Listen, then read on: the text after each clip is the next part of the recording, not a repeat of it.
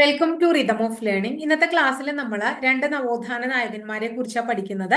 ഒന്ന് കുര്യാക്കോസ് ഏലിയാസ് ചാവറയച്ചനും അടുത്തത് ചട്ടമ്പി സ്വാമികളും. അപ്പൊ ഇതിനു മുമ്പ് ഇതിന്റെയൊക്കെ ചെറിയ വീഡിയോസ് ഞാൻ അപ്ലോഡ് ചെയ്തിട്ടുണ്ട്. പക്ഷെ അതൊരു 10th ലെവൽ ക്ലാസ്സുകൾക്കൊക്കെ വേണ്ടിയിട്ടുള്ള വീഡിയോ ആയതുകൊണ്ടാണ് വീണ്ടും ഇത് അപ്ലോഡ് ചെയ്യുന്നത്. അപ്പൊ ഇനി ഒരു ഡിഗ്രി ലെവൽ എക്സാം എഴുതുന്ന കുട്ടികൾക്ക് ഇതിനപ്പുറം നോക്കണ്ടാത്ത രീതിയിൽ മാക്സിമം നല്ല രീതിയിൽ തന്നെ നമ്മൾ ഈ റിനൈസൻസിന്റെ ക്ലാസ്സിൽ ഓരോ റിനൈസൻസ് ലീഡേഴ്സിനെ അപ്ലോഡ് ചെയ്യുന്നുണ്ട്. അപ്പോൾ ഇതിൽ ലേഡീസിനെ അപ്ലോഡ് ചെയ്തിട്ടുണ്ടായിരുന്നു. അതുപോലെ തന്നെ മുസ്ലിം റിനൈസൻസ് നമ്മൾ അപ്ലോഡ് ചെയ്തിട്ടുണ്ട്. കൂടാതെ ശ്രീനാരായണ ഗുരു, അങ്ങനെ നമ്മൾ പല ക്ലാസ്സുകളും അപ്ലോഡ് ചെയ്തിട്ടുണ്ട്. അപ്പോൾ അതൊക്കെ നമ്മൾ ഡിഗ്രി ലെവൽ റിനൈസൻസ് എന്ന് പറയുന്ന പ്ലേലിസ്റ്റിൽ കിടക്കുന്നുണ്ട്. ഡിഗ്രി ലെവൽ റിനൈസൻസ് ലീഡേഴ്സ് എന്ന് പറഞ്ഞിട്ട്. അപ്പൊ നിങ്ങൾ കണ്ടു നോക്കൂട്ടോ. അപ്പൊ ക്ലാസ്സിലേക്ക് കടക്കാം. നമ്മൾ ഇന്ന് ചാവറ അച്ഛനെ കുറിച്ചാണ് പഠിക്കുന്നത്.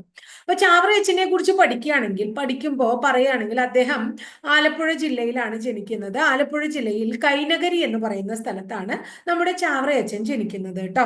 1805 ഫെബ്രുവരി 10 1805 ഫെബ്രുവരി 10 ആലപ്പുഴ ജില്ലയിൽ കൈനഗരി എന്ന് പറയുന്ന സ്ഥലത്ത് കുര്യാക്കോസ് ഏലിയാസ് ചാവറ എന്ന് പറയുന്ന നമ്മുടെ ഇദ്ദേഹം, അതായത് കേരള സാക്ഷരതയുടെ പിതാവ് എന്നൊക്കെ വിളിക്കുന്ന ചാവറ അച്ഛൻ ജനിക്കുകയാണ്. അപ്പോ അദ്ദേഹത്തിന്റെ പ്രത്യേകത നമ്മൾ പഠിക്കാം. ഒന്ന് പറഞ്ഞു, നമ്മള് കേരള സാക്ഷരതയുടെ പിതാവ് എന്നറിയപ്പെടുന്ന നവോത്ഥാന നായകനാണ് കുര്യാക്കോസ് ഏലിയാസ് ചാവറ അച്ഛൻ ട്ടോ. കൂടാതെ അദ്ദേഹത്തെ അനുഗ്രഹീത പുരോഹിത ശ്രേഷ്ഠൻ എന്നും വിളിക്കുന്നു. അപ്പൊ അനുഗ്രഹീത പുരോഹിത ശ്രേഷ്ഠൻ എന്നറിയപ്പെടുന്ന നവോത്ഥാന നായകനും കുര്യാക്കോസ് ഏലിയാസ് ചാവറ അച്ഛനാണ്. ദൈവദാസൻ എന്നറിയപ്പെടുന്ന നവോത്ഥാന നായകനാണ് അദ്ദേഹം. പിന്നെ കേരള ഹിസ്റ്ററി, അദ്ദേഹത്തെ കേരളത്തിലെ ചരിത്രം പ്രതിപാദിക്കുന്നത് അല്ലെങ്കിൽ അദ്ദേഹത്തെ വിശേഷിപ്പിക്കുന്നത് എന്താ അറിയോ നിങ്ങൾക്ക്?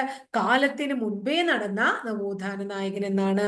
അപ്പൊ കാലത്തിന് മുൻപേ നടന്ന നവോത്ഥാന നായകനാണ്, കേരള സാക്ഷരതയുടെ പിതാവാണ്, അനുഗ്രഹീത പുരോഹിത ശ്രേഷ്ഠനാണ്, ദൈവദാസനാണ്. ഇതൊക്കെ ആരുടെ പ്രത്യേകതകളാണ്? നമ്മുടെ കുര്യാക്കോസ് ഏലിയാസ് ചാവറ അച്ഛന്റെ പ്രത്യേകതകളാണ്.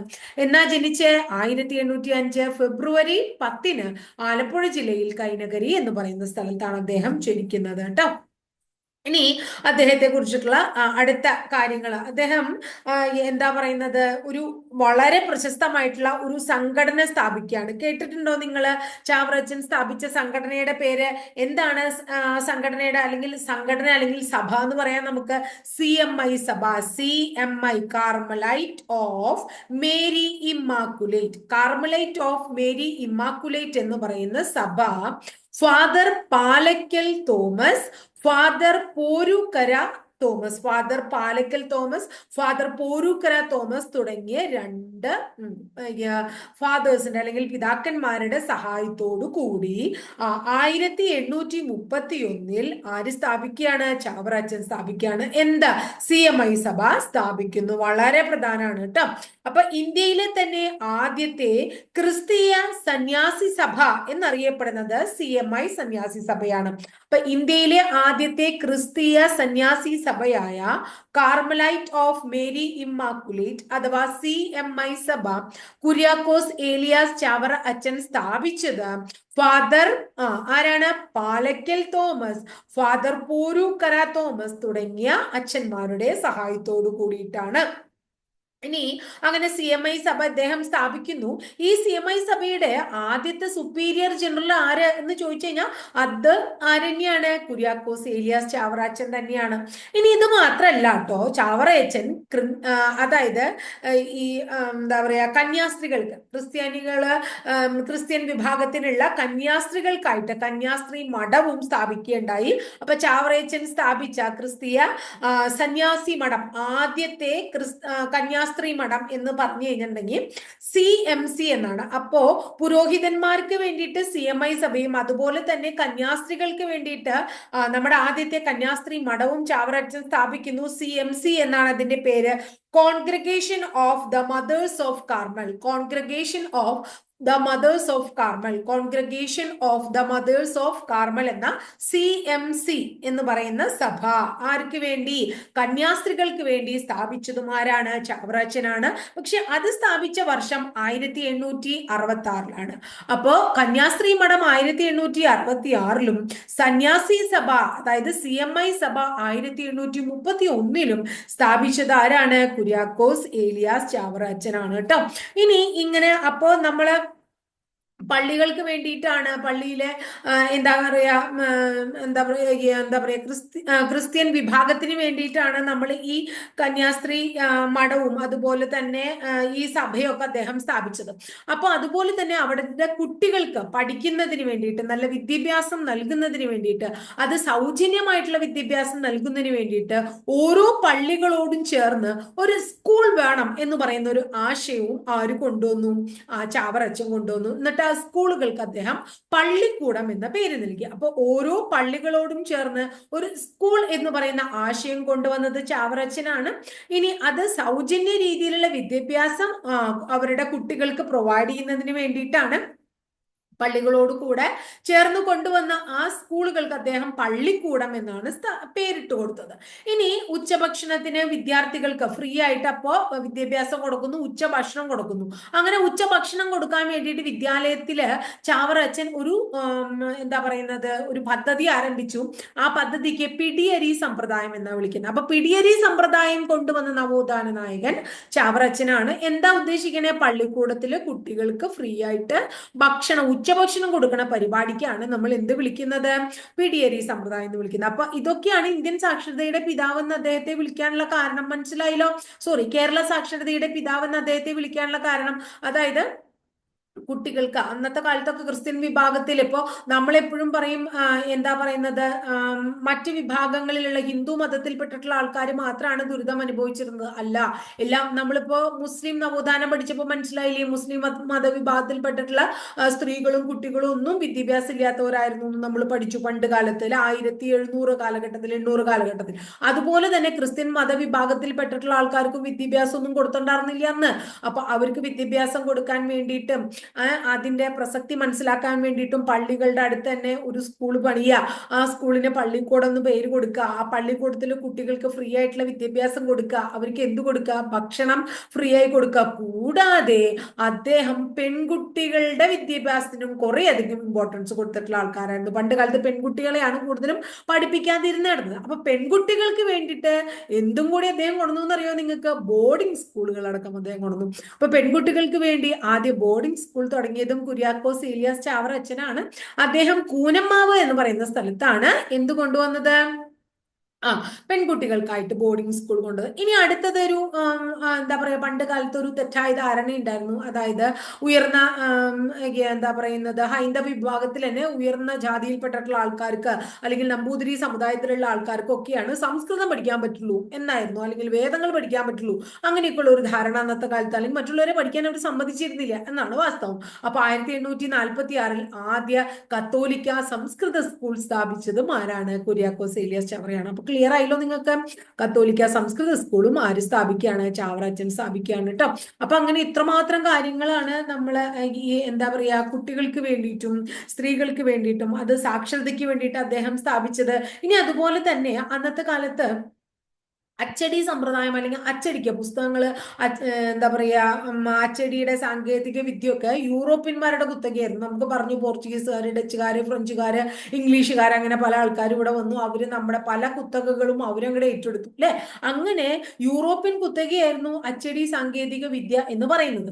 അപ്പൊ അതിനെ മാറ്റിക്കുറിച്ചുകൊണ്ട് അവിടെ ഒരു ചരിത്രം കുറിച്ചുകൊണ്ട് ചാവറയച്ചൻ ഒരു അച്ചടി ശാല സ്ഥാപിക്കുകയാണ് 1846 കേരളത്തിലെ തന്നെ എന്താ പറയുന്നത് വിദേശീയരുടെ സഹായമില്ലാതെ ആദ്യമായിട്ട് അച്ചടിശാല സ്ഥാപിച്ചത്, നിർമ്മിച്ചത് കുര്യാക്കോസ് ഏലിയാസ് ചാവറയച്ചനാണ്. 1846 മാന്നാനം എന്ന് പറയുന്ന സ്ഥലത്താണ്. അതിനു മുന്നേ വിദേശികൾ അച്ചടിശാല കേരളത്തിൽ കൊണ്ടു. അപ്പൊ സെന്റ് ജോസഫ് പ്രസ് എന്നാണ് അതിന്റെ പേര്. അത് കേരളത്തിലെ മൂന്നാമത്തെ അച്ചടിശാലയാണ്. അപ്പൊ കേരളത്തിലെ മൂന്നാമത്തെ അച്ചടിശാലയാണ്. വിദേശ സഹായമില്ലാതെ കേരളത്തില് ആ ആദ്യമായിട്ട് നിർമ്മിച്ച അച്ചടിശാലയാണ് അത്. സെന്റ് ജോസഫ് പ്രസ് എന്നാണ് അതിന്റെ പേര്. മാന്നാനത്താണ്. 1846-ലാണ്. അപ്പൊ അങ്ങനെ യൂറോപ്യൻ സഹായമില്ലാതെ കേരളത്തില് തനതായി ആവിഷ്കരിച്ച ഒരു അച്ചടിശാല അല്ലെങ്കിൽ അച്ചടി സാങ്കേതിക വിദ്യ കൊണ്ടുവന്ന വ്യക്തിയാണ് കുര്യാക്കോസ് ഏലിയാസ് ചവറ. അങ്ങനെ ചാവറയുടെ നേതൃത്വത്തിൽ മലയാള അച്ചടി രംഗത്ത് ഉണ്ടാക്കിയ ആ മുന്നേറ്റത്തിന് ഒരു വിപ്ലവം എന്നാണ് വിശേഷിപ്പിക്കുന്നത്. ആ വിപ്ലവത്തിന്റെ പേര് വാഴത്തടം വിപ്ലവം എന്നാണ്. അപ്പൊ വാഴത്തടം വിപ്ലവം ആരുമായിട്ട്, ഏത് നവോത്ഥാന നായകനുമായിട്ട് അല്ലെങ്കിൽ ഏത് കേരളത്തിലെ സാമൂഹിക പരിഷ്കർത്താവുമായിട്ട് ബന്ധപ്പെട്ടിരിക്കണമെന്ന് ചോദിച്ചാൽ എന്തു പറയും? കുര്യാക്കോസ് ഏലിയാസ് ചാവറാച്ചൻ എന്ന് നമ്മൾ ഉത്തരം പറയും. ക്ലിയർ ആയല്ലോ. അദ്ദേഹം മാന്നാനത്ത് 1846 സെന്റ് ജോസഫ് പ്രസ് യൂറോപ്യന്മാരുടെ സഹായം ഇല്ലാതെ സ്ഥാപിച്ചതാണ് ഈ വാഴത്തടം വിപ്ലവം എന്ന പേരില് പറയുന്നത്. ഇനി നോക്കൂ, നമ്മൾ എല്ലാവർക്കും അറിയുന്ന ഒരു എന്താ പറയുന്നത് പത്രത്തിന്റെ പേരാണ് ദീപിക എന്ന് പറയുന്ന പത്രം. നമ്മൾ ദീപിക എന്നതിനേക്കാൾ ഉപരി അതിനെ നസ്രാണി ദീപിക എന്ന് കേട്ടിട്ടുണ്ട് ഇല്ലേ? അപ്പൊ ദീപിക, നസ്രാണി ദീപിക എന്നൊക്കെ പറയുന്ന ആ പത്രം 1887 പുറത്തിറങ്ങിയെന്ന് കേട്ടിട്ടില്ലേ? അത് ആരാണ്? അതിന്റെ സ്ഥാപകൻ നിതീരിക്കൽ മാണിക്കത്തനാർ അല്ലെ. നിതീരിക്കൽ മാണിക്കത്തനാർ എന്ന് പറയുന്ന ആളാണ് ആ ദീപിക പത്രത്തിന്റെ സ്ഥാപകൻ എന്ന് കേട്ടിട്ടുണ്ട്. ആ ദീപിക പത്രം ആദ്യമായിട്ട് അച്ചടിച്ചത് എവിടെയാണ്? സെന്റ് ജോസഫ് പ്രസിലാണ്. അപ്പൊ ദീപിക പത്രം ആദ്യമായി അച്ചടിച്ചത് സെന്റ് ജോസഫ് പ്രസിലാണ്. എന്നാൽ സെന്റ് ജോസഫ് പ്രസിൽ നിന്നും ആദ്യമായിട്ട് അച്ചടിച്ച പുസ്തകം ഏതാന്ന് ചോദിച്ചാൽ നമ്മൾ എന്ത് പറയണം? ജ്ഞാനപീയൂഷം എന്ന് പറയണം കേട്ടോ. എന്താണ് അതിന്റെ പേര്? ജ്ഞാനപീയൂഷം. അപ്പൊ സെന്റ് ജോസഫ് പ്രസിൽ നിന്നും ആദ്യമായി അച്ചടിച്ച പുസ്തകം ജ്ഞാനപീയൂഷാണ്. ദീപിക ആദ്യമായിട്ട് അച്ചടിച്ചത് സെന്റ് ജോസഫ് പ്രസിൽ നിന്നാണ്. ദീപികയുടെ പത്രത്തിന്റെ സ്ഥാപകൻ ആരാണ്? നിതീരിക്കൽ മാണിക്കത്തനാരാണ്. ദീപിക പത്രം വേറൊരു പേരിൽ അറിയപ്പെടുന്നത് എങ്ങനെയുള്ള പേരിലാണെന്നോ അന്ന് അറിയപ്പെട്ടിരുന്നേ? നസ്രാണി ദീപിക എന്ന പേരിലായിരുന്നു അറിയപ്പെട്ടിരുന്നത്. ക്ലിയർ ആയോ?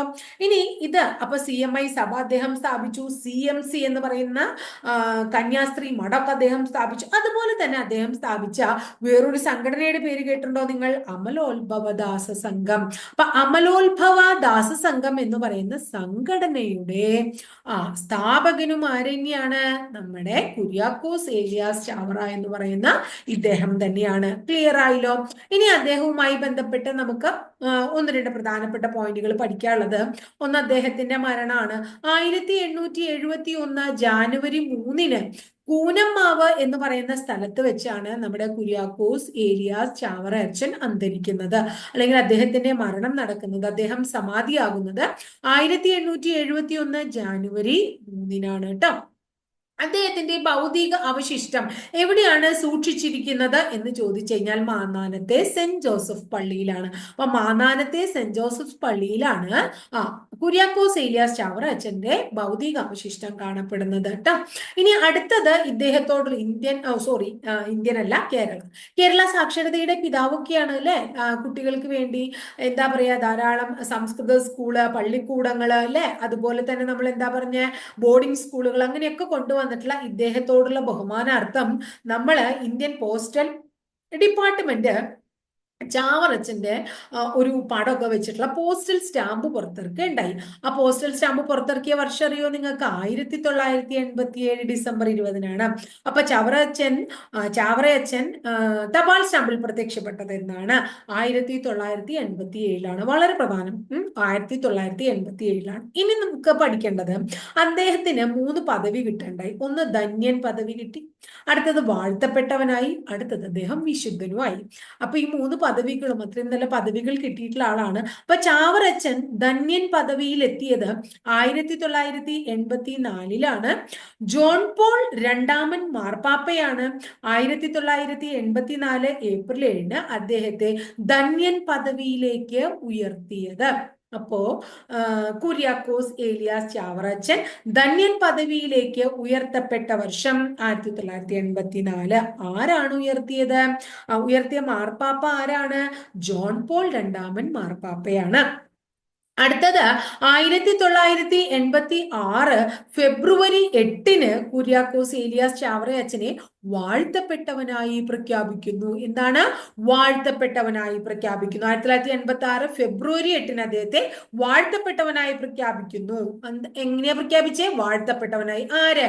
ജോൺ പോൾ രണ്ടാമൻ മാർപ്പാപ്പ. അതും ജോൺ പോൾ രണ്ടാമൻ മാർപ്പാപ്പ. അതിനുശേഷം ചാവറയച്ചനെ വിശുദ്ധനായിട്ട് പ്രഖ്യാപിക്കുകയാണ് 2014 നവംബർ 23. 2014 നവംബർ 23 ചാവറയച്ചനെ വിശുദ്ധനായി പ്രഖ്യാപിച്ചത് ഫ്രാൻസിസ് മാർപ്പാപ്പയാണ്. ആരാണ്? ഫ്രാൻസിസ് മാർപ്പാപ്പയാണ് കേട്ടോ. അങ്ങനെ അപ്പോ എന്തെങ്കിലും ഇപ്പൊ വിശുദ്ധനായിട്ടൊക്കെ പ്രഖ്യാപിക്കുമ്പോ എന്തെങ്കിലും അവര് എന്താ പറയാ, നമ്മള് ഒരു കാരണം വേണം ഇങ്ങനെ വിശുദ്ധനായിട്ടൊക്കെ പ്രഖ്യാപിക്കാനായിട്ട്. അങ്ങനെ എന്തെങ്കിലും അത്ഭുതം കാണിക്കണം. അപ്പൊ പറയാണ്, കോട്ടയം ജില്ലയില് പാല എന്ന് പറയുന്ന സ്വദേശത്തുള്ള മരിയ എന്ന് പറയുന്ന ഒരു കുട്ടി ഉണ്ടായിരുന്നു. മരിയ എന്ന് പറയുന്ന പെങ്കൊച്ച്, മരിയ ജോസ് കൊട്ടാരത്തിൽ നിന്നാണ് ആ കുട്ടിയുടെ പേര്. അവർക്ക് കോങ്കണ്ണ് ഉണ്ടായിരുന്നു എന്നാ പറയണേ. ആ കോങ്കണ്ണ് സുഖപ്പെടുത്തി എന്നതാണ് ചാവറയച്ചനെ വാഴ്ത്തപ്പെട്ടവനായി പ്രഖ്യാപിക്കാൻ കാരണമെന്നാണ് പറയപ്പെടുന്നത്. കുട്ടിയുടെ പേരെന്ന് ഓർക്കുക, മരിയ ജോസ് കൊട്ടാരത്തിൽ എന്നാണ് കൊച്ചിന്റെ പേരിട്ടോ. ഇനി ചാവറയച്ചൻ 2014 വിശുദ്ധനായപ്പോ ചാവറയച്ചന്റെ കൂടെ വേറൊരാളും കൂടി വിശുദ്ധ പദവിയിൽ എത്തിയത് ആരറിയോ നിങ്ങൾക്ക്? ഏവു പ്രാസ്യമ്മയാണ്. അപ്പൊ ചാവറയച്ചന്റെ ഒപ്പം വിശുദ്ധയായിട്ട് പ്രഖ്യാപിച്ച ലേഡിയാണ്, അല്ലെങ്കിൽ കന്യാസ്ത്രീയാണ് ആര് എന്ന് പറയുന്നത്? സന്യാസിനിയാണ്, അങ്ങനെയൊക്കെ പറയാം അല്ലെ. അവരുടെ പേരെന്താണ്? ഏവു പ്രാസ്യമ്മ എന്നുള്ളതാണ്. അപ്പൊ ഇതോർക്കാം. ഇനി അടുത്തത്, ചാവറയച്ചൻ എന്താ പറയുന്നത്? സാക്ഷരതയുടെ പിതാവാണ്. മറ്റുള്ളവർക്ക് വിദ്യാഭ്യാസത്തിനുള്ള സംഭവം പ്രൊവൈഡ് ചെയ്ത പോലെ തന്നെ ധാരാളം കൃതികളൊക്കെ അദ്ദേഹം രചിച്ചിട്ടുണ്ട് കേട്ടോ. അപ്പൊ അദ്ദേഹത്തിന്റെ വളരെ പ്രശസ്തമായിട്ടുള്ള ക്രിസ്തീയ ഖണ്ഡകാവ്യം എന്നറിയപ്പെടുന്നത് ആത്മാനുതാപം. അപ്പൊ ക്രിസ്തീയ ഖണ്ഡകാവ്യം എന്ന പേരിൽ അറിയപ്പെടുന്ന ചാവറയച്ചന്റെ കൃതി ഏതറിയോ നിങ്ങൾക്ക്? ആത്മാനുതാപം. എന്താണ്? ആത്മാനുതാപം. ആത്മാനുതാപം, അനസ്തസ്യയുടെ രക്തസാക്ഷ്യം, ധ്യാന സല്ലാപങ്ങൾ, നളാഗമങ്ങൾ, നല്ല അപ്പന്റെ ചാവേറുകൾ, കാനോന നമസ്കാരം, മരണപർവം, 40 മണിയുടെ ക്രമം, മരണവീട്ടിൽ പാടാനുള്ള പാന, ഇതൊക്കെ തന്നെ ചാവറയച്ചന്റെ പ്രശസ്തമായ കൃതികളാണ്. ഒന്നും കൂടെ ഞാൻ പറയാം. ക്രിസ്തീയ ഖണ്ഡകാവ്യം എന്ന പേരിൽ അറിയപ്പെടുന്ന ആത്മാനുതാപം, അനസ്തസ്യയുടെ രക്തസാക്ഷ്യം, നാളാഗമങ്ങൾ, ധ്യാന സല്ലാപങ്ങൾ, നല്ല അപ്പന്റെ ചാവേറുകൾ, കാനോന നമസ്കാരം, മരണപർവം, 40 മണിയുടെ ക്രമം, മരണവീട്ടിൽ പാടാനുള്ള പാന തുടങ്ങിയവ ചാവറയച്ചന്റെ പ്രശസ്തമായിട്ടുള്ള കൃതിയാണെന്ന് ഓർക്കുക കേട്ടോ. ഇനി ചാവറയച്ചനെ കുറിച്ച് മറ്റു വ്യക്തികളും പുസ്തകങ്ങൾ എഴുതിയിട്ടുണ്ട്. അങ്ങനെ മലയാള മനോരമ പ്രസിദ്ധീകരിച്ച വളരെ പ്രശസ്തമായിട്ടുള്ള ഒരു പുസ്തകമുണ്ട്. അത് ചാവറയച്ചനെ കുറിച്ച് MK സാനു എഴുതിയ ഒരു ജീവചരിത്ര ഗ്രന്ഥാണ്. പ്രസിദ്ധീകരിച്ച മലയാള മനോരമയാണ്. ജീവിതം തന്നെ സന്ദേശം, വിശുദ്ധ ചാവറയുടെ ജീവിതം. അപ്പൊ ചാവറയച്ചനെ കുറിച്ച് MK സാനു രചിച്ച ജീവചരിത്ര ഗ്രന്ഥം, ബയോഗ്രഫി ഏതാണ്? ജീവിതം തന്നെ സന്ദേശം, വിശുദ്ധ ചാവറയുടെ ജീവിതം. ഇനി അടുത്തത് ഫാദർ തോമസ് പന്തപ്ലാക്കൽ അദ്ദേഹത്തെ കുറിച്ച് ഒരു കൃതി രചിച്ചു ചാവറയച്ചനെ കുറിച്ച്. A pearl truly Indian. A pearl truly Indian. Father Thomas Panthaplackal രചിച്ച കൃതിയാണ് ചാവറയച്ചനെ കുറിച്ച്. ഇനി ചാവറയച്ചൻ ഒരു രേഖാചിത്രം എന്ന് പറയുന്ന കൃതി രചിച്ചത് KC ചാക്കോ. ചാവറയച്ചൻ ഒരു രേഖാചിത്രം എന്ന് പറയുന്ന കൃതി രചിച്ചത് KC ചാക്കോ. ഇത്രയാണ് നമുക്ക് നമ്മുടെ ചാവറയച്ചനെ കുറിച്ച് പഠിക്കാനുള്ളത്. ക്ലിയർ ആയെന്ന് വിചാരിക്കണം. മനസ്സിലാവണുണ്ടോ നിങ്ങൾക്ക്? ക്ലാസ് മനസ്സിലാവണുണ്ട്? എന്റെ ക്ലാസ് ഇഷ്ടപ്പെടുകയാണെങ്കിൽ നിങ്ങളൊന്ന് ലൈക്ക് ചെയ്യുക, നിങ്ങളുടെ കൂട്ടുകാർക്ക് ഷെയർ ചെയ്ത് കൊടുക്കുക. മനസ്സിലാവണുണ്ടെങ്കിൽ എനിക്കറിയണ്ടേ. അല്ലെങ്കിൽ ക്ലാസ് എങ്ങനെയുണ്ട്, അത് പോസിറ്റീവ് ആയിട്ടുള്ള അഭിപ്രായമാണെങ്കിൽ നെഗറ്റീവ് ആയിട്ടുള്ള അഭിപ്രായമാണെങ്കിൽ നിങ്ങൾ കമന്റ് ബോക്സിൽ ഒന്ന് രേഖപ്പെടുത്തുക കേട്ടോ. ആദ്യമായിട്ടാണ് എൻ്റെ ചാനൽ കാണുന്ന കുട്ടികളെങ്കിൽ ചാനൽ കണ്ടു, നമുക്ക് ക്ലാസ് ഒക്കെ ഇഷ്ടപ്പെട്ടുവെങ്കിൽ ചാനൽ ഒന്ന് സബ്സ്ക്രൈബ് ചെയ്യുക. അപ്പൊ നിങ്ങൾ ആ ബെൽ ബട്ടൺ കൂടി ഒന്ന് ക്ലിക്ക് ചെയ്യുമ്പോൾ ഞാൻ ഓരോ ദിവസം അപ്ലോഡ് ചെയ്യുന്ന വീഡിയോസ് 8 മണിക്ക് ശേഷം വീഡിയോ അപ്ലോഡ് ചെയ്യും ഓരോ ദിവസം രാത്രി. അപ്പൊ അത് നിങ്ങൾക്ക് കൃത്യമായിട്ട് നോട്ടിഫിക്കേഷൻ ആയിട്ട് ലഭിക്കുകയും ചെയ്യും. അപ്പൊ നമ്മൾ ഇനി സംസാരിക്കണില്ല, അടുത്ത ആളെ പഠിക്കുകയാണ്. അദ്ദേഹത്തിന്റെ പേര് ചട്ടമ്പി സ്വാമികൾ എന്നാണ്. 1853 ഓഗസ്റ്റ് 25-ന് 1853 ഓഗസ്റ്റ് 25-ന് തിരുവനന്തപുരം ജില്ലയിലെ കണ്ണമ്മൂല കൊല്ലൂർ എന്ന് പറയുന്ന സ്ഥലത്ത് ആര് ജനിക്കുകയാണ്? ചട്ടമ്പി സ്വാമി ജനിക്കുകയാണ്. അപ്പൊ ചട്ടമ്പി സ്വാമിയുടെ ജനനം തിരുവനന്തപുരം ജില്ലയിൽ കൊല്ലൂര്, കണ്ണമ്മൂല, അല്ലെങ്കിൽ കണ്ണമ്മൂല കൊല്ലൂർ, രണ്ടും കൂടെ തരില്ല, എവിടെങ്കിലും ഏതെങ്കിലും ഒന്നേ തരുള്ളൂ. അദ്ദേഹം ജനിച്ച ഓഗസ്റ്റ് 25 കേരളം ജീവകാരുണ്യ ദിനമായി ആഘോഷിക്കുന്നു. അപ്പൊ ഓഗസ്റ്റ് 25 ജീവകാരുണ്യ ദിനം, ചട്ടമ്പി സ്വാമിയുടെ ജന്മദിനം. ചട്ടമ്പി സ്വാമി ജനിച്ചത് ഉള്ളൂർക്കോട് എന്ന് പറയുന്ന വീട്ടിലാണ്. അപ്പൊ അദ്ദേഹത്തിന്റെ ജന്മഗൃഹത്തിന്റെ പേര്, ചട്ടമ്പി സ്വാമിയുടെ ജന്മഗൃഹത്തിന്റെ പേര് ഉള്ളൂർക്കോട് എന്നാണ്. എന്താണ്? ഉള്ളൂർക്കോട് എന്നാണ്. ഇനി ധാരാളം ഗുരുക്കന്മാരുള്ള ഒരു വ്യക്തിയാണ് ചട്ടമ്പി സ്വാമി. പ്രധാന ഗുരു ആരറിയോ നിങ്ങൾക്ക്? തൈക്കാടയ്യ. അപ്പോ ചട്ടമ്പി സ്വാമിയുടെ ഗുരു തൈക്കാടയ്യ, തൈക്കാടയ്യയുടെ ശിഷ്യൻ ചട്ടമ്പി സ്വാമി. രണ്ട് രീതിയിലും ചോദിക്കാട്ടോ. പിന്നെ ചട്ടമ്പി സ്വാമിയുടെ ഗുരുക്കന്മാരാണ് പേട്ടയിൽ രാമപിള്ള ആശാൻ, സുബ്ബജടാപാടികൾ എന്നൊക്കെ പറഞ്ഞിട്ടുള്ള ആൾക്കാരുണ്ട്. അവരൊക്കെ തന്നെ അദ്ദേഹത്തിന്റെ ഗുരുക്കന്മാരാണ്. ഇനി പണ്ട് കാലത്ത് കൊച്ചുകുട്ടിയായിരുന്നു ഇപ്പൊ ചട്ടമ്പി സ്വാമി കുഞ്ഞംപിള്ള എന്ന പേരിലാണ് വിളിച്ചിരുന്നത്. അപ്പൊ വീട്ടിലെ അമ്മയൊക്കെ കുഞ്ഞ എന്നൊക്കെ വിളിച്ചിരുന്നു, കുഞ്ഞംപിള്ള എന്നൊക്കെ വിളിച്ചു. അങ്ങനെ ഇദ്ദേഹം ചെറിയ ക്ലാസ്സിൽ നമ്മൾ പ്ലേ സ്കൂളിലൊക്കെ പോണ പോലെ അദ്ദേഹം ഒരു ഗുരുകുലത്തിൽ ചേരുകയാണ്. അത് പേട്ടയിൽ രാമപിള്ള ആശാൻ എന്ന് പറയുന്ന വ്യക്തിയുടെ ഗുരുകുലത്തിലായിരുന്നു. അപ്പോൾ അവിടെ കുറെ കുട്ടികളുണ്ട് ചട്ടമ്പി സ്വാമിയുടെ പോലെ. ഇദ്ദേഹം അത്യാവശ്യം നന്നായി പഠിക്കും, നല്ല കാര്യവിവരമൊക്കെ ഉള്ള കുട്ടിയാണ്. അപ്പൊ ഇദ്ദേഹത്തെ ആ ക്ലാസ്സിലെ ലീഡറായിട്ട് അദ്ദേഹം നിയമിച്ചു. നമ്മളൊക്കെ പഠിക്കുമ്പോൾ ലീഡർ എന്നാ പറയാ, പക്ഷെ മോണിറ്റർ എന്നും പറയും കേട്ടോ. അപ്പൊ ഈ മോണിറ്ററിനെ മലയാളത്തിലെ അല്ലെങ്കിൽ വേറൊരു പേര് ചട്ടമ്പി എന്നാ വിളിക്കുക. അങ്ങനെയാണ് ഇങ്ങനെ ചട്ടമ്പി സ്വാമി എന്ന് പേര് കിട്ടിയത്. അപ്പൊ ചട്ടമ്പി സ്വാമി എന്ന് വന്നത് എങ്ങനെയാന്ന് മനസ്സിലായില്ലേ? ഇനി അതുപോലെ തന്നെ അപ്പൊ ഒരു പേര് കിട്ടിട്ടോ, കുഞ്ഞമ്പിള്ള എന്ന് പറഞ്ഞ ഒരു പേര് കിട്ടി. രണ്ടാമത്തെ ചട്ടമ്പി സ്വാമി എന്ന് എങ്ങനെയാ പേര് വന്നതെന്ന് മനസ്സിലായി. ഇനി വേദ ഉപനിഷത്ത്, അതുപോലെ തന്നെ സംസ്കൃതം, യോഗവിദ്യ, ഇതൊക്കെ ആര് പഠിച്ചിട്ടുണ്ടായിരുന്നു? വേദങ്ങള്, ഉപനിഷത്തുകള്, സംസ്കൃതം, യോഗവിദ്യ ഒക്കെ ചട്ടമ്പി സ്വാമി പഠിച്ചിരുന്നു. അത് പഠിപ്പിച്ചിരുന്നത് സുബ്ബ ജടാപാടികൾ എന്ന് പറയുന്ന ഇദ്ദേഹത്തിന്റെ ഗുരുവാണ്. അപ്പൊ ചട്ടമ്പി സ്വാമികളെ വേദോപനിഷത്തുകളും സംസ്കൃതവും യോഗയൊക്കെ പഠിപ്പിച്ചത് സുബ്ബ ജടാപാടികളാണ്. അപ്പൊ ഇദ്ദേഹത്തിന്റെ പ്രവൃത്തികളും ഇദ്ദേഹത്തിന്റെ രീതികളൊക്കെ മനസ്സിലാക്കിയപ്പോൾ സുബ്ബ ജടാപാടികൾക്ക് മനസ്സിലായി ഇദ്ദേഹം ഭാവിയിൽ ഒരു സന്യാസ ജീവിതത്തിലേക്ക് പോവാനുള്ള സാധ്യതയുണ്ട് എന്ന് മനസ്സിലായി. അപ്പൊ അങ്ങനെ ഇദ്ദേഹത്തോട് സന്യാസം സ്വീകരിച്ചോളാൻ ആര് പറയാണ്? സുബ്ബജടാപാടികൾ പറയാണ്. അപ്പൊ അതിനുള്ള തയ്യാറെടുപ്പായി ചട്ടമ്പി സ്വാമി. അങ്ങനെ ചട്ടമ്പി സ്വാമി സന്യാസം സ്വീകരിക്കാനുള്ള തയ്യാറെടുപ്പിൽ അദ്ദേഹം ഇങ്ങനെ ധ്യാനത്തിലൊക്കെ ഇരുന്ന് അദ്ദേഹത്തിന് ബോധോദയം ലഭിക്കുകയാണ്. തമിഴ്നാട് വടിവീശ്വരം എന്ന് പറയുന്ന സ്ഥലത്ത് വെച്ചിട്ടാണ് ചട്ടമ്പി സ്വാമിക്ക് എന്ത് ലഭിക്കുന്നത്? ജ്ഞാനോദയം അല്ലെങ്കിൽ ബോധോദയം ഒക്കെ ലഭിക്കണം. അങ്ങനെ ജ്ഞാനോദയമൊക്കെ ലഭിച്ച് സന്യാസിയായതിനു ശേഷം, സന്യാസം സ്വീകരിച്ചതിന് ശേഷം ചട്ടമ്പി സ്വാമികൾ ഒരു പേര് സ്വീകരിക്കുകയാണ്. ആ പേരാണ് ഷൺമുഖദാസൻ. എന്താ പേര്? ഷൺമുഖദാസൻ. ഈ ഷൺമുഖൻ ആരാ? മുരുകനാണ്, മുരുക ഭഗവാനാണ്. അപ്പൊ മുരുകനെ നമ്മൾ വിളിക്കുന്നത് ഷൺമുഖ എന്നൊക്കെ നമ്മൾ വിളിക്കും.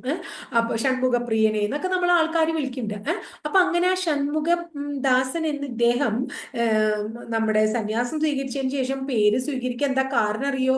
ഇദ്ദേഹം വളരെ വലിയൊരു മുരുക ഭക്തനായിരുന്നു. അപ്പൊ മുരുക ഭക്തനായിരുന്നു എന്നുള്ളത് കൊണ്ട് തന്നെ ഇദ്ദേഹം ഷൺമുഖദാസൻ എന്ന പേര് സ്വീകരിച്ചു. പേര് ഇവിടെ തീരുന്നില്ല. ഇദ്ദേഹത്തെ സർവവിദ്യാധിരാജൻ, ബാലഭട്ടാഗരൻ എന്നീ പേരുകളിലും വിളിക്കുന്നുണ്ട്.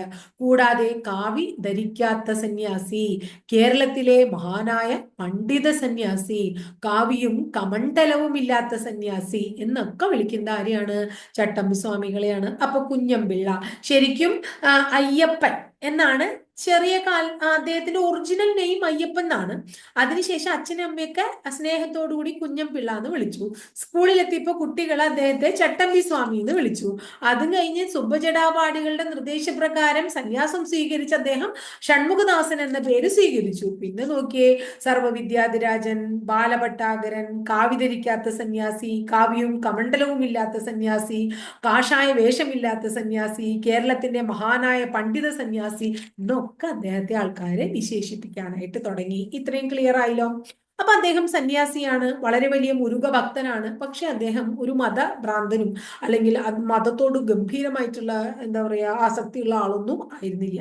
അപ്പൊ എന്നാൽ അദ്ദേഹത്തിന് വേറൊരു കാര്യം ഇഷ്ടമുണ്ടായിരുന്നില്ല. ഹിന്ദു മതത്തിൽ നിന്നും ക്രിസ്തു മതത്തിലേക്കുള്ള പരിവർത്തനത്തെ അദ്ദേഹം എതിർത്തിട്ടുണ്ടായിരുന്നു. അപ്പൊ അത് ഓരോരുത്തർക്കും അവരുടെ മതത്തിനോടുള്ള ഒരു താല്പര്യം കൊണ്ടാവാം എന്ന് നമ്മൾ കണക്കിലെടുക്കാം. അപ്പോൾ ഹിന്ദു മതത്തിൽ നിന്നും ക്രിസ്തു മതത്തിലേക്കുള്ള മതപരിവർത്തനത്തെ എതിർത്തിരുന്നു. അതായത് ഹിന്ദു മതത്തിൽ അന്നത്തെ കാലത്തുള്ള ഉച്ചനീചത്വങ്ങൾ വളരെയായിരുന്നു എന്നുള്ളത് കൊണ്ട് രക്ഷപ്പെടാൻ വേണ്ടി പല ഹിന്ദുമത വിശ്വാസികളും ക്രിസ്തു മതത്തിലേക്ക് കുടിയേറി പാർത്തു. അപ്പൊ ഇദ്ദേഹം പറയാണ്, ജാതി വ്യവസ്ഥയുടെ കെടുതികൾ ഇല്ലാതാക്കുന്നതിന് പരിഹാരം ക്ഷേത്രങ്ങൾ സ്ഥാപിക്കലല്ല, ക്ഷേത്രങ്ങളിൽ നിന്നും ജാതിഭൂതങ്ങളെ അടിച്ച് പുറത്താക്കുകയാണ്. അത് നമുക്കറിയാം, അന്നത്തെ കാലത്തൊന്നും നമ്മൾ പറഞ്ഞു താഴ്ന്ന ജാതിയിൽപ്പെട്ടിട്ടുള്ള ആൾക്കാർക്ക് അങ്ങനെ പറയാൻ തന്നെ പാടില്ല, താഴ്ന്ന ജാതി എന്നുള്ളൊരു വേർഡ് ഉപയോഗിക്കാൻ പാടില്ല. പക്ഷെ കേരള നവോത്ഥാനത്തിൽ അങ്ങനെ ഒരു പദം ഉപയോഗിക്കുന്നുണ്ട് എന്നുള്ളത് കൊണ്ടാണ് ഞാൻ ഇവിടെ അത് ഉപയോഗിക്കണേ. അപ്പൊ അങ്ങനെയുള്ള ആൾക്കാർക്കൊന്നും എവിടേക്ക് അമ്പലത്തിലേക്കൊന്നും പ്രവേശിക്കാൻ തന്നെ പറ്റുണ്ടായിരുന്നില്ല എന്നാ പറയണേ. അതുപോലെ അമ്പലത്തിലെ വഴി കൂടെ ഒന്നും അവർക്ക് നടക്കാൻ പറ്റുണ്ടായിരുന്നില്ല. അപ്പോ അമ്പലത്തിനടുത്തുള്ള വഴി കൂടെയൊന്നും. അപ്പൊ ഇവിടെ പറയണ എന്താ വെച്ചിട്ടുണ്ടെങ്കിൽ, അമ്പലങ്ങൾ ഇങ്ങനെ കുറെ പണിതിട്ട് എന്താ കാര്യം? അമ്പലത്തിനകത്തുള്ള ക്ഷേത്രങ്ങളിൽ നിന്നും ആ ആ ജാതി ഭൂതങ്ങളെ അടിച്ചു പുറത്താക്കിയാൽ തന്നെ എന്തുണ്ടാവും? ഈ ജാതി വ്യവസ്ഥയുടെ കെടുതികളൊക്കെ കുറെ അധികം തീരും എന്ന് പറഞ്ഞ നവോത്ഥാന നായകനാണ് ആര്? ചട്ടമ്പി സ്വാമി ട്ടോ. ഇനി അതുപോലെ തന്നെ അദ്ദേഹം പറയാണ് സസ്യഭക്ഷണത്തിന് വളരെ ഇമ്പോർട്ടൻസ് കൊടുത്തിട്ടുള്ള ആളാണ്. സസ്യഭക്ഷണം കഴിക്കുക, അഹിംസ. ഗാന്ധിജിയുടെ പോലെയുള്ള ഒരാളായിരുന്നു ഇദ്ദേഹം. അഹിംസയ്ക്ക് ഇമ്പോർട്ടൻസ് കൊടുത്തു, സസ്യഭക്ഷണത്തിന് ഇമ്പോർട്ടൻസ് ഒക്കെ കൊടുത്ത നവോത്ഥാന നായകൻ ആരാന്ന് ചോദിച്ചിട്ടുണ്ടെങ്കിൽ ഇദ്ദേഹമാണ് കേട്ടോ. പിന്നെ നമ്മുടെ ഗവൺമെന്റ് സെക്രട്ടേറിയറ്റിലെ തിരുവനന്തപുരം സെക്രട്ടേറിയറ്റ്, നിങ്ങൾ എല്ലാവരും ഇനി ഭാവിയിൽ ഇരിക്കാൻ പോകുന്ന നിങ്ങളുടെ കസേര ഇരിക്കുന്ന സ്ഥലം, അവിടത്തെ ക്ലർക്ക് കൂടിയായിരുന്നു ആര്? ചട്ടമ്പി സ്വാമി എന്നാ പറയണ കേട്ടാ. ഇനി അടുത്തത് ഇദ്ദേഹത്തിന്റെ മരണത്തെ കുറിച്ച് പഠിക്കണം നമുക്ക്. 1924 മെയ് 5 ചട്ടമ്പി സ്വാമി അന്തരിക്കുകയാണ്. അപ്പൊ ചട്ടമ്പി സ്വാമി എപ്പോഴാണ് അന്തരിക്കുന്നത്? ചട്ടമ്പി സ്വാമിയുടെ മരണം എപ്പോഴാണെന്ന് ചോദിച്ചാൽ 1924 മെയ് 5 അദ്ദേഹത്തിന്റെ സമാധി സ്ഥലം പന്മനയാണ്. എവിടെയാണ്? പന്മനയിലാണ് കേട്ടോ. ഇനി അടുത്തത് ചട്ടമ്പി സ്വാമിയുടെ സമാധി സ്ഥലം പന്മനയ്ക്ക് അടുത്ത് ചട്ടമ്പി സ്വാമികളുടെ ശിഷ്യന്മാര് ഒരു ക്ഷേത്രം പണിതുണ്ട്. ആ ക്ഷേത്രത്തിന്റെ പേര് ബാലഭട്ടാഗര ക്ഷേത്രം എന്നാണ്. അപ്പൊ നമ്മൾ പറഞ്ഞു നേരത്തെ ഷൺമുഖദാസ് എന്നും ബാലഭട്ടാഗരൻ എന്നും സർവ്വദ്യാധിരാജ് എന്നൊക്കെ അദ്ദേഹം അറിയപ്പെടുന്നുണ്ട് എന്ന് പറഞ്ഞു. അപ്പൊ അങ്ങനെ ഒരു ബാലഭട്ടാഗര ക്ഷേത്രവും ഇദ്ദേഹത്തിന്റെ പേരിൽ ഇദ്ദേഹത്തിന്റെ ശിഷ്യന്മാര് പണിതു. അപ്പൊ ശിഷ്യന്മാരെ കുറിച്ച് പറയുമ്പോൾ ആരൊക്കെ ശിഷ്യന്മാരെന്നൊന്നും ഓർക്കണ്ട. ഇദ്ദേഹത്തിന് വളരെ പ്രശസ്തനായിട്ടുള്ള ഒരു ശിഷ്യനാണ് ബോധേശ്വരൻ. ആരാ ബോധേശ്വരൻ? നമുക്ക് എല്ലാവർക്കും അറിയുന്ന നമ്മുടെ കേരളത്തിന്റെ ഗാനം ഉണ്ട് അല്ലേ? കേരളത്തിന്റെ ഗാനം ഏതാ? ജയ ജയ കോമള കേരളധരണി, ജയ ജയ മാമക പൂജിത ജനനി അല്ലേ? അപ്പൊ അത് സാംസ്കാരിക ഗാനമായിട്ട് 2014 കേരള സർക്കാർ പ്രഖ്യാപിക്കുകയുണ്ടായി. ഈ ഗാനം രചിച്ചത് ചട്ടമ്പി സ്വാമികളുടെ പ്രധാന ശിഷ്യനായ ബോധേശ്വരനാണ്. ഓർക്കണം കേട്ടോ. ഇതൊക്കെ കേരള ഫാക്സിൽ ഞാൻ ഓൾറെഡി അപ്ലോഡ് ചെയ്തിട്ടുള്ള ക്ലാസ്സുകളിൽ പറഞ്ഞിട്ടുള്ള കാര്യമാണ്. ഈ ബോധേശ്വരനെ കൂടാതെ പെരുന്നേലി കൃഷ്ണൻ വൈദ്യർ, വെളുത്തേരി കേശവൻ വൈദ്യർ, കുമ്പളത്ത് ശങ്കുപിള്ള, നീലകണ്ഠ തീർത്ഥപാദ പരമഹംസ സ്വാമികൾ, ഇവരൊക്കെ തന്നെ ചട്ടമ്പി സ്വാമികളുടെ ശിഷ്യന്മാരാണ്. ചട്ടമ്പി സ്വാമികളുടെ ശിഷ്യന്മാരുടെ പേരാണ് നമ്മൾ പറഞ്ഞതിൽ ഏറ്റവും പ്രധാനം ആരാണ്? ബോധേശ്വരനാണ് കേട്ടോ. ഇനി അടുത്തത് ഈ ചട്ടമ്പി സ്വാമിയോടുള്ള ആദര സൂചകമായിട്ട് നമ്മൾ ചട്ടമ്പി സ്വാമിയുടെ പേരില് അദ്ദേഹത്തിന്റെ ഫോട്ടോ ഒക്കെ പതിച്ച് ഭംഗിയായിട്ടുള്ള ഒരു തപാൽ സ്റ്റാമ്പ് പുറത്തിറക്കി ഇന്ത്യ കേട്ടോ. 2014 ഏപ്രിൽ 30. അപ്പോ ഇന്ത്യൻ പോസ്റ്റൽ ഡിപ്പാർട്ട്മെന്റ് ചട്ടമ്പി സ്വാമികളോടുള്ള ആദര സൂചകമായി പോസ്റ്റൽ സ്റ്റാമ്പ് എന്നാ പുറത്തിറക്കിയെന്ന് ചോദിച്ചാൽ 2014 ഏപ്രിൽ 30. ഇനി നമ്മൾ ശ്രീനാരായണ ഗുരുവിനെ പഠിച്ചു അല്ലെ? അദ്ദേഹത്തെ കുറിച്ച് പഠിച്ചപ്പോൾ നമ്മളൊരു കാര്യം പറഞ്ഞുല്ലോ, ചട്ടമ്പി സ്വാമി ശ്രീനാരായണ ഗുരു കൂടി കണ്ടുമുട്ടിയെന്ന്. എന്നാ കണ്ടുമുട്ടിയെന്ന് നിങ്ങൾ കമന്റിൽ രേഖപ്പെടുത്തുക. ഇനി എവിടെ വെച്ചാ കണ്ടുമുട്ടിയത് ഞാൻ പറയാം. എന്നാ കണ്ടുമുട്ടിയെന്ന വർഷം കമന്റ് ബോക്സിൽ എഴുതണം കേട്ടോ എല്ലാവരും. ചെമ്പഴന്തിക്ക് അടുത്തുള്ള അണിയൂർ എന്ന് പറയുന്ന ക്ഷേത്രത്തിൽ വെച്ചാണ് ചട്ടമ്പി സ്വാമിയും ശ്രീനാരായണ ഗുരുവും കണ്ടുമുട്ടിയട്ടോ. ചട്ടമ്പി സ്വാമിയെയും ശ്രീനാരായണ ഗുരുവിനെയും ഹഠയോഗ വിദ്യ അഭ്യസിപ്പിച്ചത് ആരാണ്? തൈക്കാടയ്യ സ്വാമികളാണ്. അങ്ങനെ ചട്ടമ്പി സ്വാമികളോടുള്ള സ്മരണാർത്ഥം ശ്രീനാരായണ ഗുരു ഒരു കൃതി രചിച്ചു എന്ന് നമ്മൾ ശ്രീനാരായണ ഗുരു പഠിച്ചു. കൃതിയുടെ പേര് നവമഞ്ജരി എന്നാണ്. എന്താണ്? നവമഞ്ജരി. അതുപോലെ തന്നെ നമ്മുടെ സ്വാമി വിവേകാനന്ദൻ ചട്ടമ്പി സ്വാമികളെ സന്ദർശിക്കുകയുണ്ടായി 1892. ഇപ്പോഴാണ് 1892 കേട്ടോ. അപ്പോൾ ഡോക്ടർ പൽപ്പു വിളിച്ചിട്ടാണ് വിവേകാനന്ദൻ കേരള സന്ദർശനത്തിന് വരുന്നത്. അങ്ങനെ വന്നപ്പോൾ സ്വാമി വിവേകാനന്ദൻ ചട്ടമ്പി സ്വാമികളെ കാണാണ്. കൊടുങ്ങല്ലൂരിൽ നിന്നും എറണാകുളത്ത് എത്തിയിട്ടാണ് വിവേകാനന്ദൻ ചട്ടമ്പി സ്വാമികളെ കാണുന്നത്. ഇനി മലബാറിൽ ഞാനൊരു യഥാർത്ഥ മനുഷ്യനെ കൊണ്ട് പരീക്ഷയുടെ ചോദ്യമാണ് എന്ന് വിവേകാനന്ദൻ പരാമർശിച്ചത് ആരെ കുറിച്ചാണ്? ചട്ടമ്പി സ്വാമികളെ കുറിച്ചാണ്. അങ്ങനെ പറഞ്ഞു അത്രേ, മലബാറിൽ ഞാൻ ഒരു യഥാർത്ഥ മനുഷ്യനെ കണ്ടു എന്ന് പറഞ്ഞു കേട്ടോ. ഇനി ഈ സ്വാമി വിവേകാനന്ദന് ചിന്മുദ്രയുടെ മഹാത്മ്യത്തെ കുറിച്ചൊക്കെ വിവരിച്ചു കൊടുത്തത് ചട്ടമ്പി സ്വാമിയാണ്.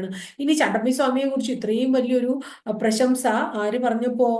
സ്വാമി വിവേകാനന്ദൻ പറഞ്ഞപ്പോ ചട്ടമ്പി സ്വാമി തിരിച്ചു പറയാണ്, അദ്ദേഹം ഒരു ഗരുഡൻ ആണെങ്കിൽ ഞാനൊരു കൊതുകാണ്, അതാണ് ഞങ്ങൾ തമ്മിലുള്ള വ്യത്യാസം എന്ന് ചട്ടമ്പി സ്വാമികൾ പരാമർശിച്ചത് വിവേകാനന്ദനെ കുറിച്ചാണ്. വിവേകാനന്ദനെ കുറിച്ച് പറയണം, അദ്ദേഹം വലിയൊരു മനുഷ്യനാണ്. അദ്ദേഹം അത്രയും പ്രാധാന്യമായിട്ടുള്ള ഒരു മനുഷ്യനാണ്. അദ്ദേഹത്തിന്റെ അടുത്ത് ഞാനൊരു കൊതുവിന്റെ അത്ര മാത്രമേ ഉള്ളൂ, അദ്ദേഹം ഒരു ഗരുഡനാണ്, ഞാനൊരു കൊതു മാത്രമാണെന്ന് ചട്ടമ്പി സ്വാമി ആരെ കുറിച്ച് പറയാണ്? വിവേകാനന്ദനെ കുറിച്ച് പറയാണ്. അത്രയും ബഹുമാനമായിരുന്നു എന്നുള്ളതാണ് നമ്മൾ മനസ്സിലാക്കേണ്ടത്.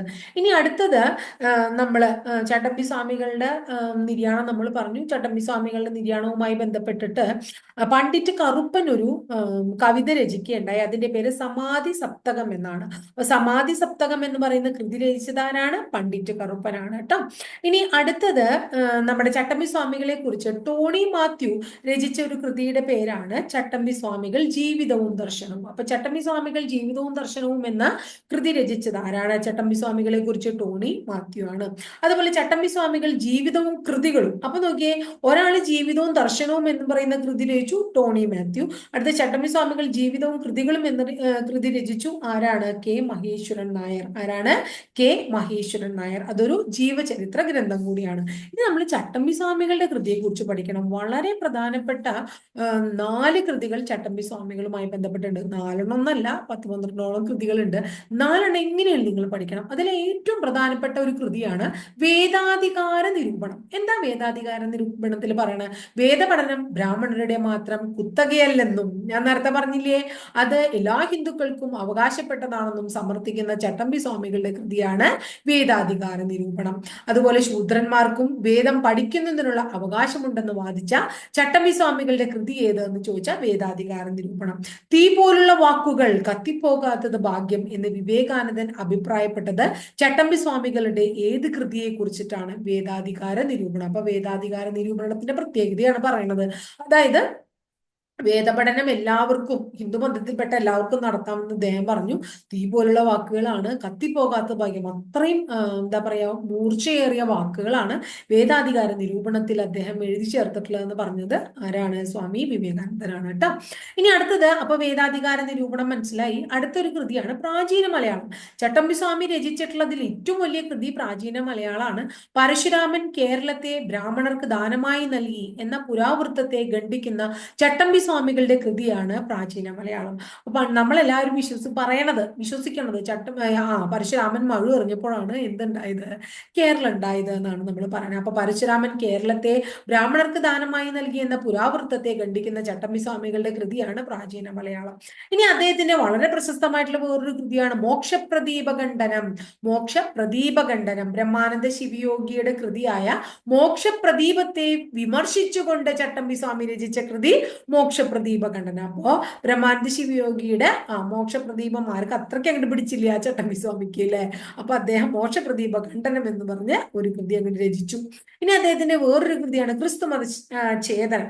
ക്രിസ്തീയ മിഷണറിമാരുടെ കേരളത്തിലെ പ്രവർത്തനങ്ങളെ ശക്തമായി എതിർക്കുകയും വിമർശിക്കുകയും ചെയ്ത ചട്ടമ്പി സ്വാമിയുടെ കൃതിയാണ് ക്രിസ്തുമത ഛേദനം.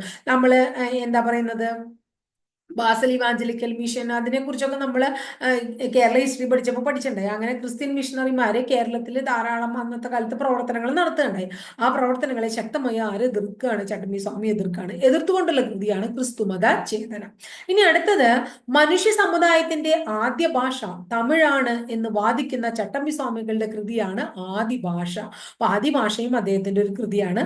അത് ആദ്യത്തെ ഭാഷ തമിഴാണെന്നാണ് അതിനെ കുറിച്ച് പറയുന്നത്. അപ്പൊ വേദാധികാര നിരൂപണം, പ്രാചീന മലയാളം, മോക്ഷപ്രദീപ ഖണ്ഡനം, ക്രിസ്തുമത ഛേദനം, ആദിഭാഷ, 5 കൃതികൾ നമ്മൾ പഠിച്ചു. കൂടാതെ ഇനിയുണ്ട് നിജാനന്ദ വിലാസം, അതുപോലെ അദ്വൈത പഞ്ചരം, പുനർജന്മ നിരൂപണം, അദ്വൈത ചിന്താ പദ്ധതി, ജീവകാരുണ്യ നിരൂപണം, സർവമത സാമരസ്യം, ബ്രഹ്മത്വ നിർഭാസം, തമിഴകം, നിജാനന്ദ വിലാസം. ഇതൊക്കെ തന്നെയും അദ്ദേഹത്തിന്റെ കൃതിയാണ്. ഒന്നും കൂടെ പറയാം: തമിഴകം, ബ്രഹ്മതത്വ നിർഭാസം, സർവമത സമാരസ്യം, ജീവകാരുണ്യ നിരൂപണം, അദ്വൈത ചിന്താ പദ്ധതി, അടുത്തത് പുനർജന്മ നിരൂപണം, അദ്വൈത പഞ്ചരം, നിജാനന്ദ വിലാസം, ക്രിസ്തുമത സാരം. കൂടാതെ പ്രധാനപ്പെട്ട കൃതി വേദാധികാര നിരൂപണം, പ്രാചീന മലയാളം, മോക്ഷപ്രദീപ ഖണ്ഡനം, ക്രിസ്തുമത ഛേദനം, ആദിഭാഷ.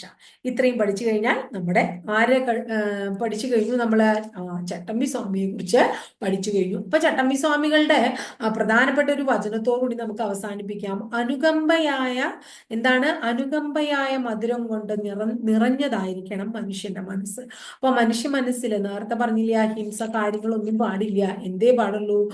മറ്റുള്ളവരോടുള്ള അനുകമ്പ മാത്രമായിരിക്കണം നമ്മുടെ മനസ്സിൽ ഉണ്ടാവാൻ പാടുള്ളത് എന്നാണ് ആര് പറഞ്ഞിട്ടുള്ളത്? നമ്മുടെ കേരള എന്താ പറയുക, വളരെ കേരളത്തിലെ വളരെ പ്രശസ്തനായിട്ടുള്ള നവോത്ഥാന നായകൻ അല്ലെ, സർവ്വവിദ്യാധിരാജൻ, അല്ലെങ്കിൽ കേരളത്തിന്റെ മഹാനായ പണ്ഡിത സന്യാസി എന്നൊക്കെ പേരിൽ അറിയപ്പെടുന്ന ചട്ടമ്പി സ്വാമി പറഞ്ഞിരിക്കുന്നത്. അപ്പൊ ഇത്രയാണ് ചട്ടമ്പി സ്വാമിയെ കുറിച്ച് പഠിക്കാനുള്ളത്.